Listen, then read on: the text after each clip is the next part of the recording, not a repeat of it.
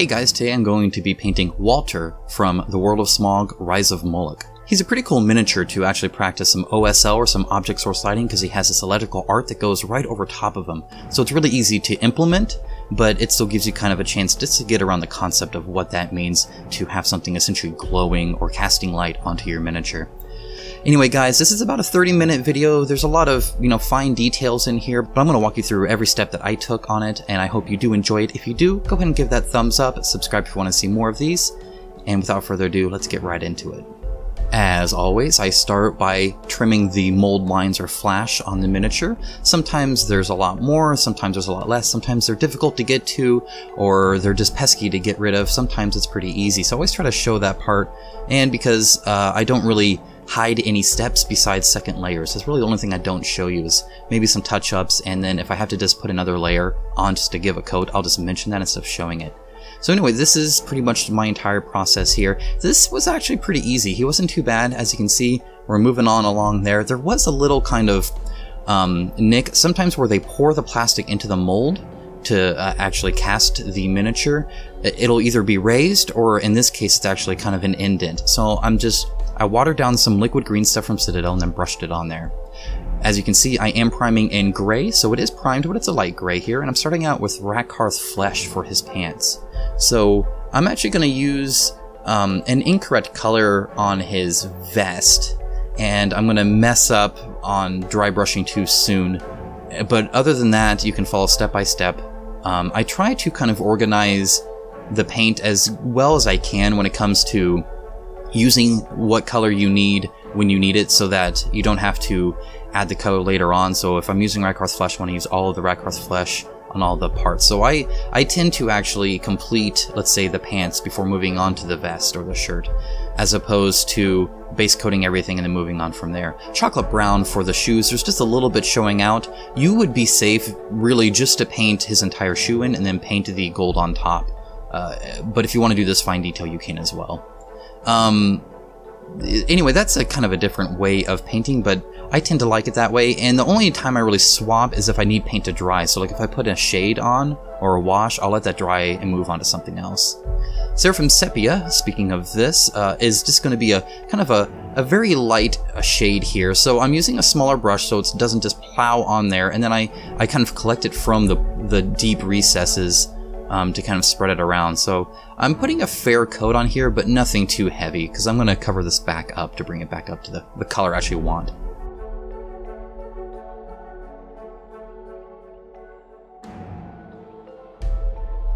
Alright, so while that's drying, I'm actually going to take out that chocolate brown again, and that's just for these little buttons on the side of his, they're not boots, I guess his pant legs, where they kind of wrap around. Okay, now, again, that's still drying, so I'm going to go ahead and move on to this vest, but I'm going to skip this. So I'm going to show you just kind of the fine detail here, show that I did it, but this is not the color, it's too bright. This was actually sunny skin tone is what I used here, but it's not orange enough. So we've moved on, I've covered up pretty much all the vest now, and I will show you the proper way later. Okay, back onto Rakarth flesh. So now it's dried. So normally you would do the vest at this point correctly, but I'm gonna have to redo that. But at this point the shade's dried and I can now add this on. So how I bring back the color is I tend to treat it like a highlight. So I'll water it down as if I'm highlighting, and then simply highlight the shaded portion back up to the color I want, right? It's in my mind it's no difference, except I didn't add any white to this. So it's the same Rakarth flesh tone. Now you will notice that there's quite a bit of detail on this miniature for as small as he is. So there's some indents even on his pant legs on the top. It ends up giving it a bit more of a worn look. If you wanted a very crisp and clean miniature, you could just paint this all the way back up to Rakarth flesh in very solid strokes and then just have the ripples in there. But I'm trying to get kind of every detail that this mini's willing to give me, so I'm actually leaving that. You can see that on like his leg I've already finished there. There's those little divots where I can tell it pooled in, and I wouldn't have known that without the shade. It's so subtle that without the shade pulling in there I wouldn't have even noticed, but adding that and then highlighting it back up really brings that out.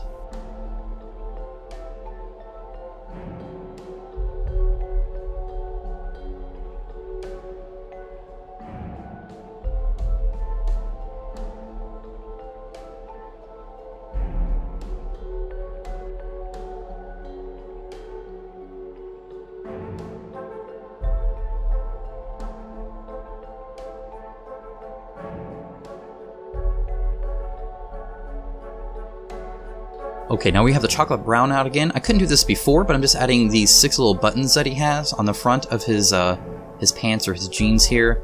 I had to complete the pants to be able to do this, so that's why I did this later. Okay, and basic skin tone. So I'm wanting to get towards painting all of his gold bits, so I need to paint the face first because it's kind of underneath, and typically you want to paint from as deep and then paint out. And what this means is, instead of doing what I'm doing right now, you probably should be painting in his collar around his neck. That'll pose a tricky spot. You can do it because I can, and I did, but it'd probably be easier just to glob the white that we're going to use in there and then paint the skin over it, just a little bit safer. And he does have a mustache there. It's kind of hard to see until you paint it, but it is there. He also has 2 ears that are poking out of his Super Saiyan hair. I guess he found out the trick there is to add electricity and then your hair spikes up like that. So just try and make sure you realize which parts aren't his hair and which part is his ear.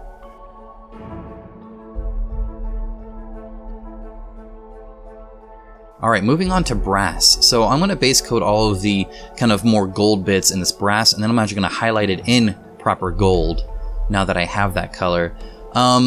This really is up to you on how bright you want this. I wanted this actually pretty bright, and it is a little off from the concept art. Not a terrible amount, and I tried to kind of bring it down a little bit, but, you know, because it shouldn't be super crisp and bright.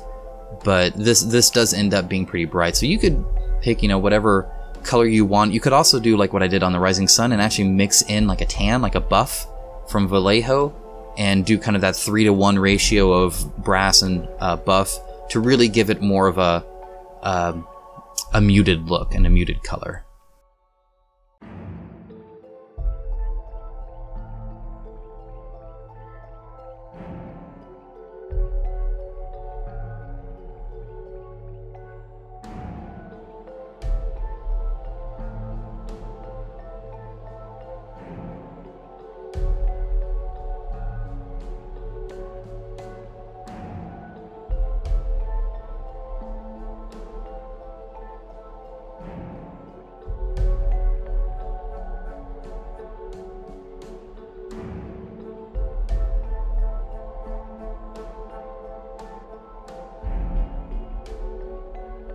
Alright, so now we're going to highlight with gold, and again, this is actually just even brighter, so I'm just kind of adding it on his fingers, on the tops of things, and just generally trying to give a slight amount of color differentiation.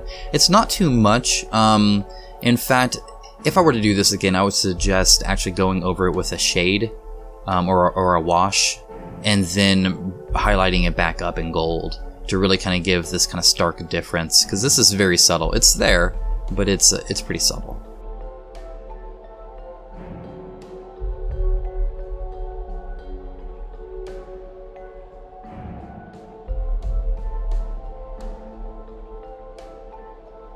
Alright, moving on to Steel Legion Drab, and this is going to be for the kind of wood mechanic thing he has. It looks like he converted a clock, in my mind, to this kind of power unit for his kind of Tesla arc here.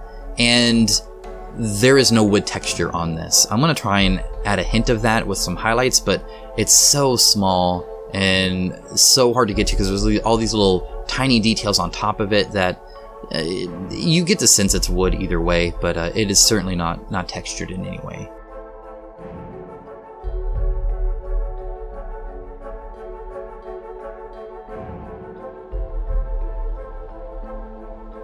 Alright, and then also he has these kind of shoulder bands that he's kind of strapped this on, right, so it's over his shoulders. And so I'm just painting those in the same Steel Legion Drab. There is barely any difference here between the strap and his vest, because it goes to shirt, vest, and then strap.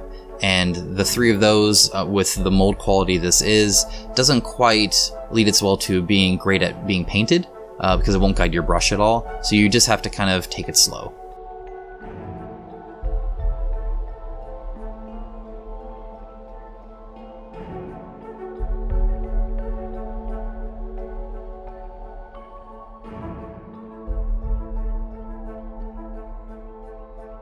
Alright, Deathclaw Brown is a much better color to do the vest in, and in fact, I view it as pretty much perfect from the concept art. So it's a good orange, I find, for this kind of material here, and it highlights up really well. So pretend you didn't see the vest before. I just showed you so you can learn from my mistakes or choose to do differently if you want, I suppose. But otherwise, this is kind of the proper way you should do it when you're in the middle of doing the pants and waiting for the wash to dry. I will say that I think it did help a little bit that I was able to do this after the straps were done on his shoulders. So there is that. And in the end, I had to touch up both. Maybe you're better than me and you don't have to. Okay, so I'm adding in a little bit of white here, and this is just to give a little bit of a highlight. And I'm actually gonna... I don't add more white. What I do is I just go over it twice.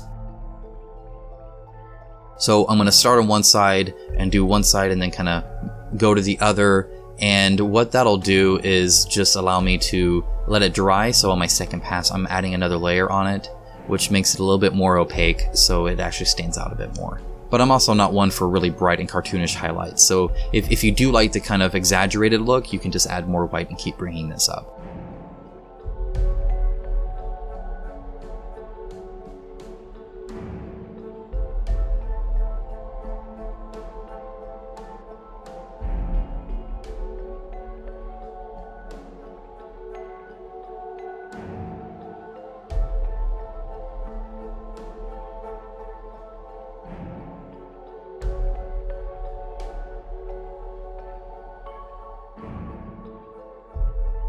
Alright, next up, Agrax Earthshade. Here's my attempt again, just to kind of make this look more like wood. And I wanted a darker color, just slightly, than the kind of shoulder straps that he has here. So this will darken it up a little bit, and it'll show the highlights up pretty well.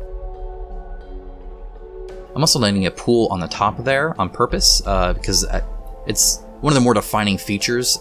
And so I'm going to give a heavier highlight to the rim, and I'm going to give a little bit of a deeper shadow in the recesses on the top of the box.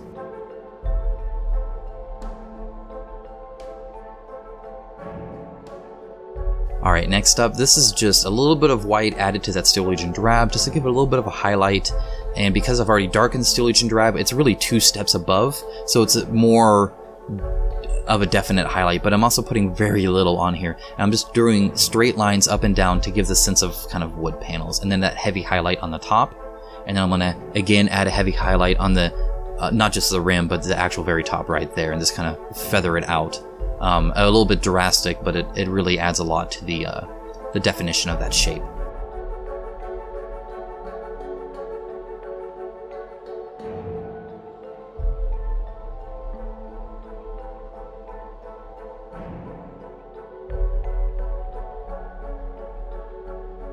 Alright, next up is Ivory, and this is going to be for his shirt, so he has some sleeves and a collar here. And again, this is very fine detail. Imagine doing eyes, but around an entire face, and that's really what this is.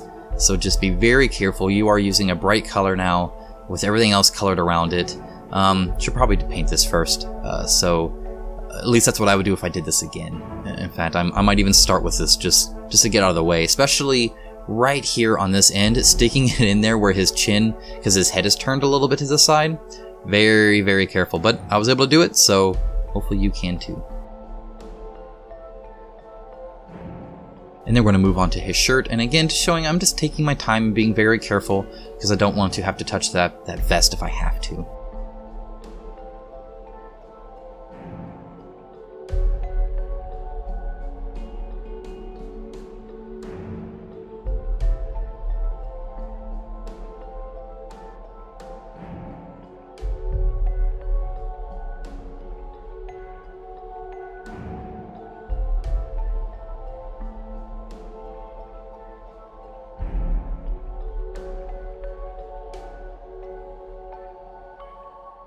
Alright, now after multiple coats I have Seraphim Sepia, and I'm going to water this down. This is watered down Seraphim Sepia, and then I'm just going to put it on the coat. I don't really want it to change a whole bunch of the color, I just want a hint of it in the kind of the recesses.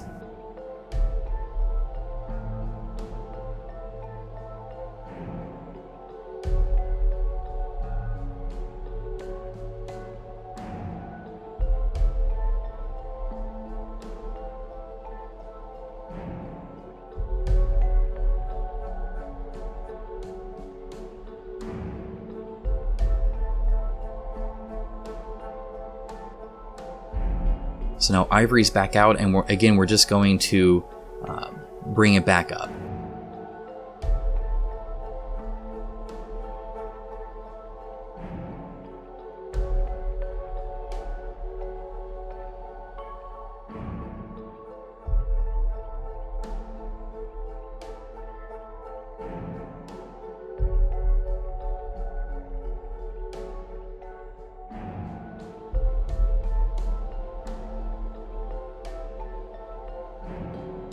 Alright, next up is Copper, and this is a good splash of color, because otherwise he is very, I mean, I guess it's still kind of earthy in his color range. That'll change with the kind of electric arc that he has there, but either way, it's definitely a much more pronounced color than the others we've used so far, besides, I guess, the gold. So this is kind of nice to add.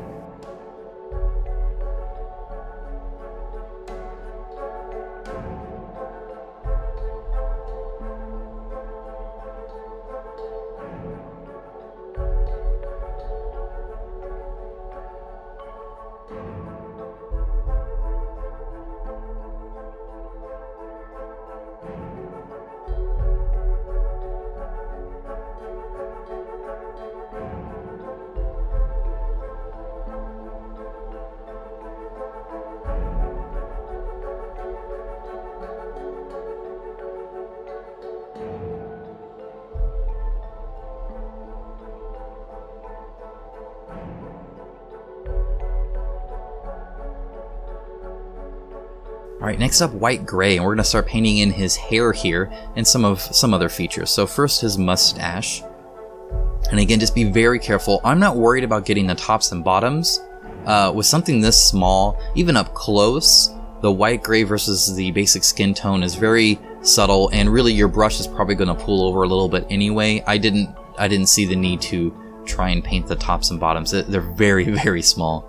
And then again, his hair, I'm being extra careful around his kind of where it meets his skin, and then he has a little bit on his chin too to be sure to get. But then I'm going to plop it on in the back. And again, watch out for those straps that are going into his hair. You don't want to cover those up. Then I'm going to paint the lenses on his goggles. Additionally, I end up, so you can do this while you're here, painting the glass panels on either arm as well.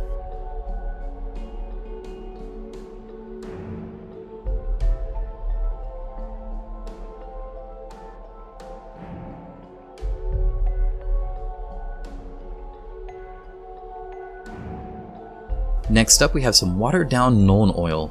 And again, this is because if I just put Nuln Oil in here, it drastically changes it and gives some really heavy shadows, which I don't want for two reasons. First of all, again, I don't feel like it would have some heavy shadows here.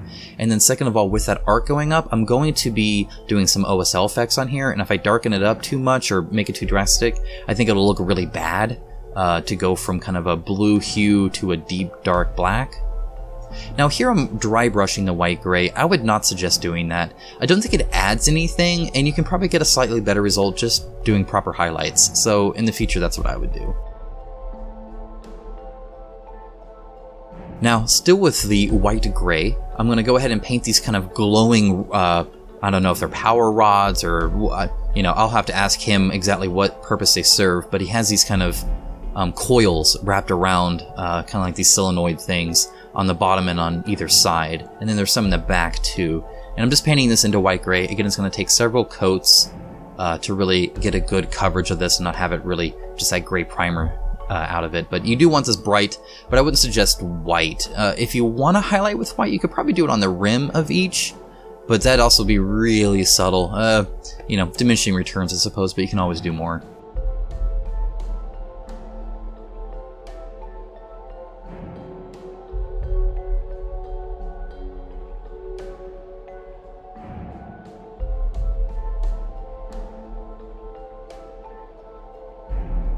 Alright, so this is some matte black. This is the first time using this. I recently got some Army Painter colors. You'll learn more about that later, unless you're a Patreon, in which case you already know. But either way, I'm going to go ahead and paint he's got like these gloves that he obviously puts his arms in, and they're sticking out at different lengths on either arm.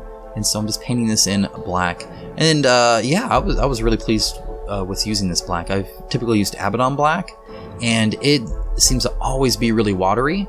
whereas this matte black here came out almost too goopy. It was kind of polar opposite. So, but it was much easier, I think, for me to handle and covered really well. But either way, just again, take care. You're painting on black; it'll show up anywhere. But you can paint gold on black pretty easy.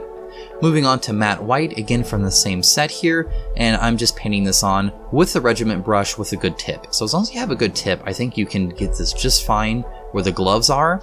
Right here where kind of I'm showing you. You just gotta be very careful. Again, you don't want to dab white everywhere, though it probably wouldn't be terrible either, even if you kept it, because the way I do this OSL effect, it'll show up on highlights really well. So that's why I suggest doing the hair better, and I think getting a little bit of white on there probably wouldn't hurt either. But after that, you're just gonna blob it on here, and let me tell you, this took a long time. Not a terrible amount of time, mind you, but if you do have white primer, it might be better just to prime him in white than the gray, so you just already have this done, as long as you've got a really good coverage. And that's what I would worry about, because he is a different color underneath, right? He's kind of that blue color of plastic, and there's a lot of tiny little grooves, especially underneath, where I think you would still have to paint him up, but then you could just paint that part white, and like, especially like with this army painter thing, this color matches their white primer perfectly, so you wouldn't be able to tell the difference. Theoretically, I haven't tried it.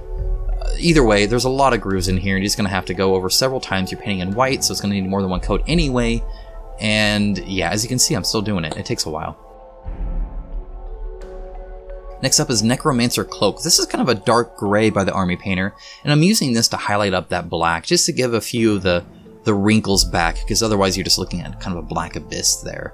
And that's on either glove. There's like 3 lines on each, it's not too bad.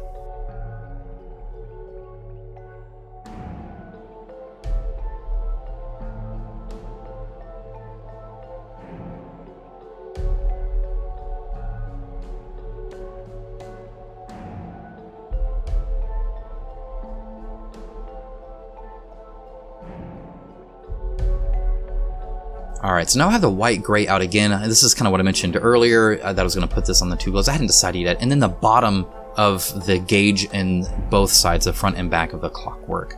I'm just putting white gray there. Next up is dark red. This is for the top half of both of those. He's going to have this white red gauge thing. I'm going to try and draw a little needle and everything.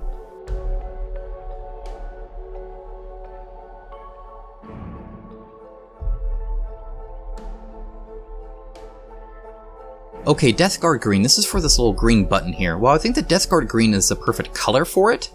It's not as noticeable as I'd like, because it's a muted green on kind of a blob of brown. I think if you did a brighter green, it would look more like it's a light, and it would just, you know, be noticeable. But it wouldn't quite match the concept art when it comes to the color.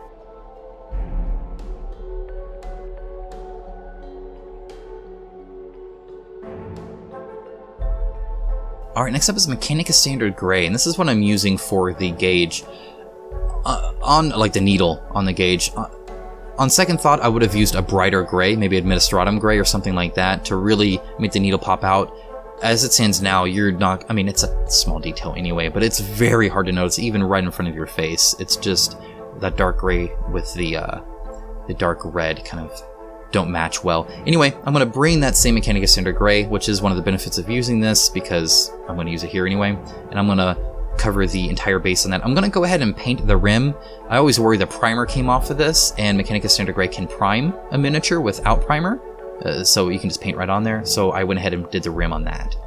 Then I got some Aster Granite. This is kind of a textured paint, so it's essentially Mechanica Standard Gray with these little kind of bits in there. And I'm just going to plop this on and then scrape it really finely on the base.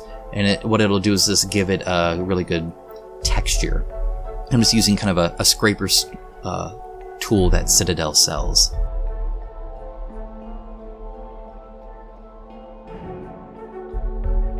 And be sure to rub the rim as well, so there's not any texture on there. Okay, next we're having Void Shield Blue, which is the brightest blue I have. And now I've watered it down like I'm going to do highlights. So it's a very watered down blue. It's kind of a hint at blue, because I really do not want this to pool anywhere. So if I see it do it, which it will, I need to, you know, bring it back out of that groove. However, I don't want it too dark or it would look really bad in my opinion. And I'm really just kind of tracing all of the ridges. And I'm putting more towards the bits that are like really far out there.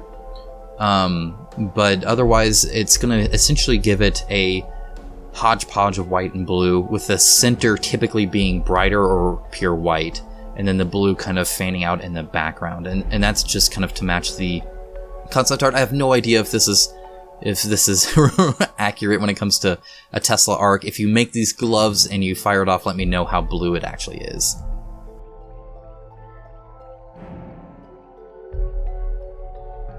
Okay, so just to show you here, I have this Drakenhof Nightshade, which is a blue shade from Citadel. It's a great blue shade, but it is far too dark for what I want. So I'm adding a little bit of that Void Shield blue into it. Now I'm going to skip over, I'm going to add some water here. Okay, skipped over it. So I added some water to make sure it's, again, extra watery. I do not want this thick at all. And I'm going to bring it up just a little bit more. It doesn't have to be as bright as the Void Shield blue. That'd actually probably look really bad, but it's pretty close. And then I'm just going to rub this all around where they kind of come out on the gloves. I'm going to put it on his hair especially, because that'll highlight up really good and look really nice. And then his shirt as well will do good. But I even put it on the black. But again, don't let it pool. I put it on the straps, just kind of an arch right over the top of him. Now, some people like an exaggerated OSL or object source lighting effect. I tend to be that way. I like it like hugely exaggerated because I think it just looks cool. It's one of the art styles I guess I like. And if you did that, you could even put a little bit on the top of his kind of clock power unit and on his chest, and possibly even a little bit on his outstretched leg if you really wanted to, just a tiny bit. Again, that would be, you know, crazy aggressive in this, but I think it looked cool, but I did not do that. I want to try to be a little bit more realistic. And again, you want very light amount. I played around with it a little bit, added 2 coats and just kind of fanned it out. Just make it blend really nice. Alright, next up is the matte white again. I want the heroes to have, or the, you know, the Gentleman Unicorn Club, whatever they are, I wanted them with a white rim, and so I'm going to go ahead and paint the white rim on top of the gray.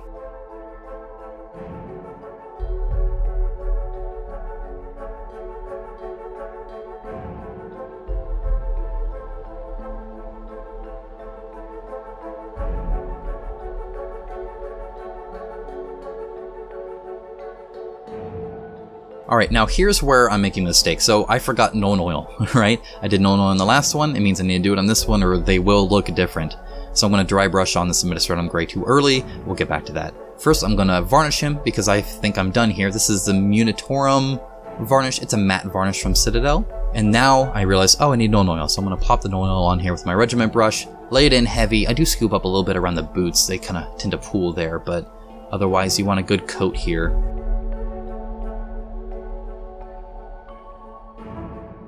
Alright, and now I'm going to bring that Administratum Gray back out, and I'm going to highlight those ridges, and between the Nuln Oil and then the 2 different grays, this is going to pop out a lot more and look fantastic in my mind. I love the look of this, and it matches the board really well outside of where you lay on the tiles. Anyway guys, here is the finished miniature. This is Walther from the World of Smog, Rise of Moloch. I hope you did enjoy this video. I actually really enjoyed painting him. He was very small and finicky, but overall full of detail, and once you make those pop out with paint, I think he looks fantastic. There's a lot more to him than I thought just looking at his kind of, you know, blue miniature. So anyway, it looks really good on the table. A very easy OSL effect, but also very subtle. You could, again, always go heavier. Just depends on how much you want. Anyway guys, I hope you did enjoy the video. Thanks so much for watching. Again, if you did enjoy it, go ahead and hit the like button. Give this video a thumbs up. Let me know in the comments below what you'd like to see painted next. I think I'm going to move on from the heroes though and maybe do some agents. So be thinking about some of those. Now before we wrap this video up, I want to have a special call out to my patrons here. Without these guys and more, these videos would not be the quality that you see, would not come out as often as you see. So thanks so much for that. I always appreciate your kind giving, and I look forward to working with you guys in the future. If you do happen to like what you see so much that you want to join the people on this list, go ahead and click my Patreon link in the description below. And with that, thank you for watching, and I'll talk to you again next time.